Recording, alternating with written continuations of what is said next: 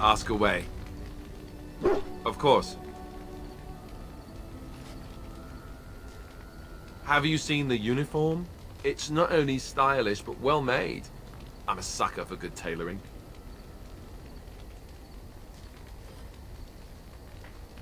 That's just in public. In private, we have these yellow and purple tunics, right?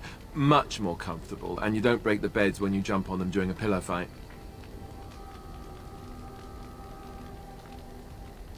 You don't really want to know about my being a Templar, do you? It's really quite boring. I suppose there's no harm in it then. Sorry if I was being perverse. I'm just not used to anyone asking me these things. The truth of the matter is that I did hate going to the monastery. The initiates from poor families thought I put on airs, while the noble ones called me a bastard and ignored me. I felt like Al Eamon had cast me off, unwanted, and I was determined to be bitter. But I took some solace in the training itself, I guess. I was actually quite good at it.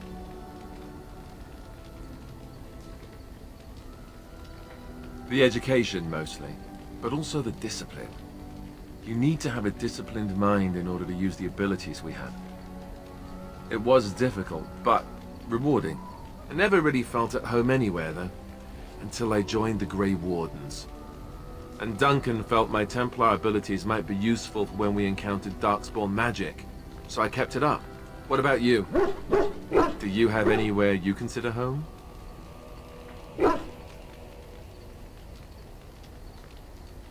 But it's not your home anymore, right? You can never go back for good. I think I understand how you feel. We won't always be traveling like this, you know. Once the war is over, once the Blight is... well, a time will come when we'll have to think about having a real home again. Though that seems like a far ways off. And I suppose the Grey Wardens are gone for good, either way.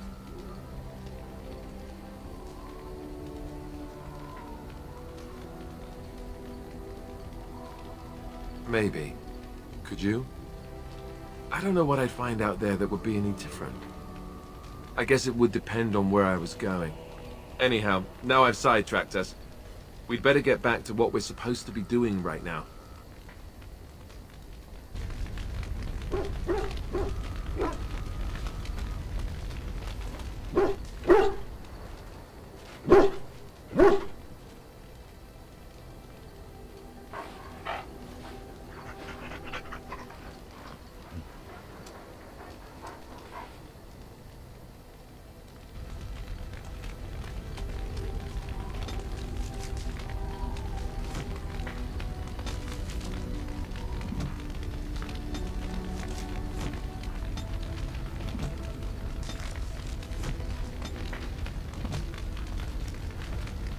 What say you?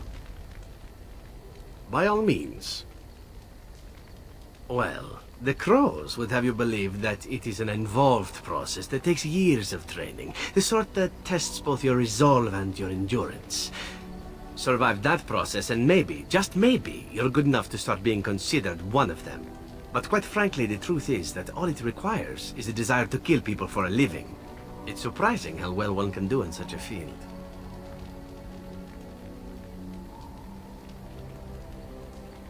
Within the Crows, I did. But it has been something the Crows have devoted a great deal of time to perfecting. An assassin simply specializes in striking from stealth, and in maximizing that first attack to be as lethal as possible. Debilitate your foe, either by poison or by crippling their limbs, makes any follow-up combat you need to engage in that much simpler.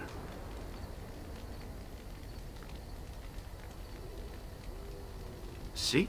Getting paid for the act is beside the point. An assassin is more a tactical choice than a lifestyle. Of course, the Crows like to pretend that their abilities are trade secrets, shrouded in shadows and wrapped in a blanket of mystery. So let's just keep this between you and me, shall we?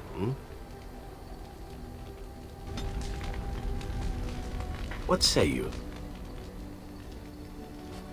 Again? I'm game.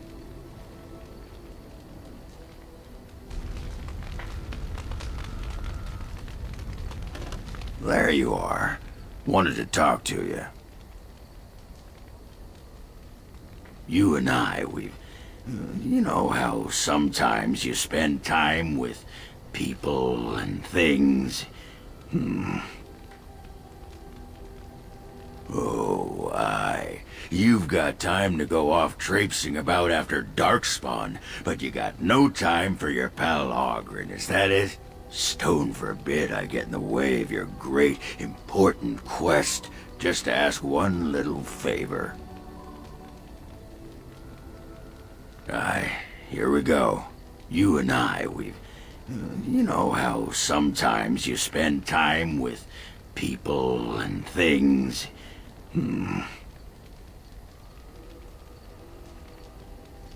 I was thinking, I do know some people out here on the surface.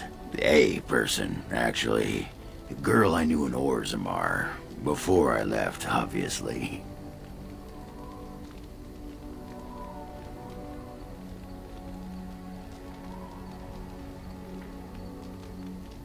Why wouldn't she? Her name's Felsi. She and I were friends after Branka left for the deep roads. I'm sure she's forgiven me by now. Thought maybe I'd track her down, see how she's been living.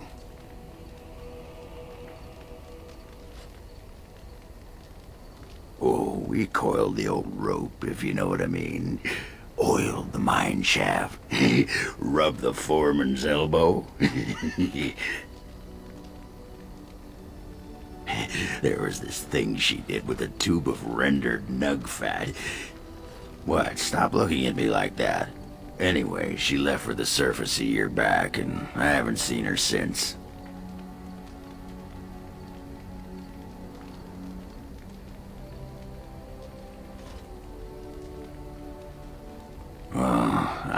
I figured.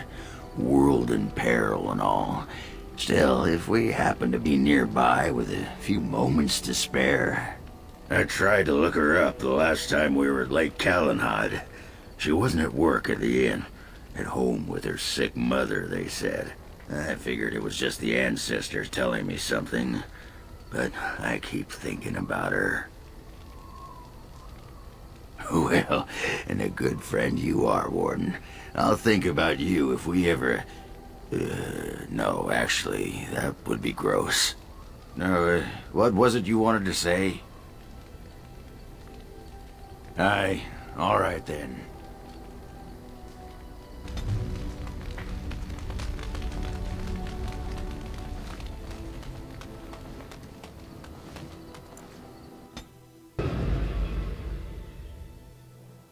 Yes. Indeed. Indeed.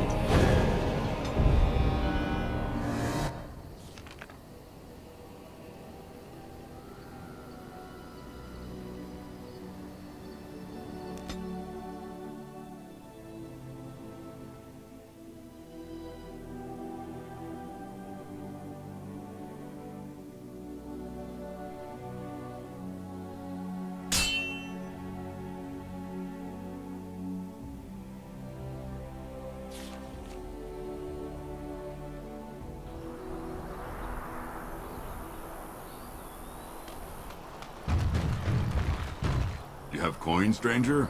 With Orzammar closed off, old Tegra can give you a discount. Fine weapon and arms, dwarven made.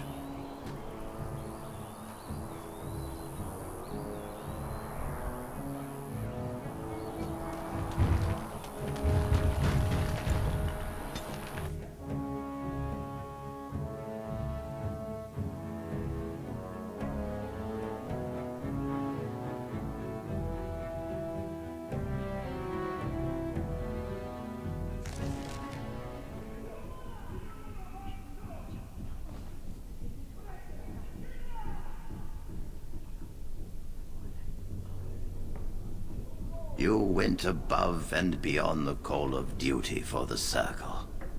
You have done us proud. Orzammar, indeed. You have piqued my curiosity. It is common knowledge that dwarves lack the aptitude for spellcraft. She will never be able to weave the simplest magic, no matter how hard she tries.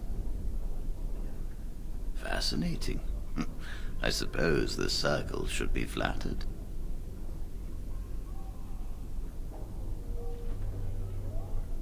I see.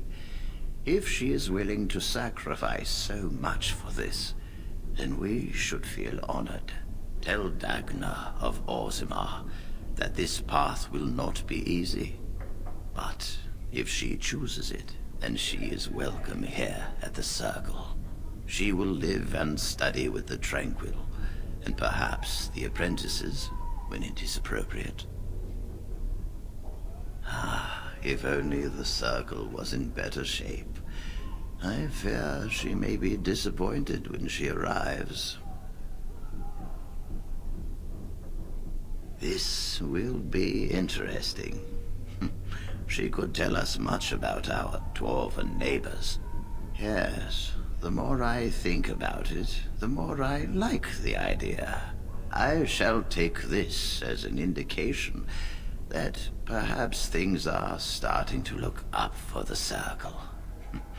Thank you.